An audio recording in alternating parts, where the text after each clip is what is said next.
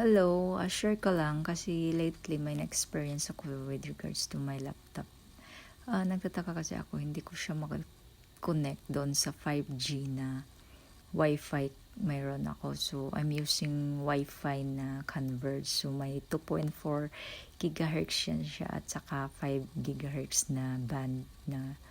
So, ang gusto ko kasi na mag-connect sana sa 5G kasi mas reliable kasi yung internet ng 5G compared dun sa 2.4 GHz. Ang laptop ko pala na ginagamit is Dell Inspiron 15 7000 series. So, 64-bit operating system siya.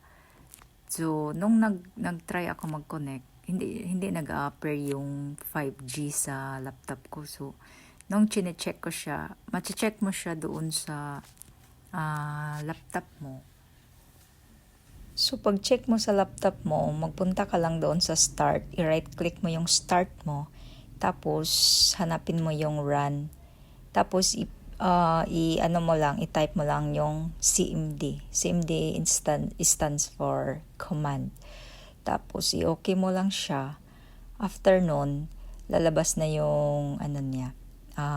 Windows System CMD.exe. After niya mag-configure, i-type mo lang doon inetsh space WLAN space show drivers. So, then enter. After noon, lalabas na yung interface name mo, Wi-Fi, yung driver, kung anong pangalan ng laptop mo. Tapos, punta ka sa, i-check mo yung radio type, supported, makikita mo doon kung anong band lang yung availability ng laptop mo. So, pag 802.11b or G and N, ibig sabihin, ang capacity lang niya is 2.4 GHz. Tapos, kung may ano naman siya, dual band siya, may 5G. So, mag-a-upper doon yung radio type supported mo. May madagdag na 802.11ac at saka 802.11a.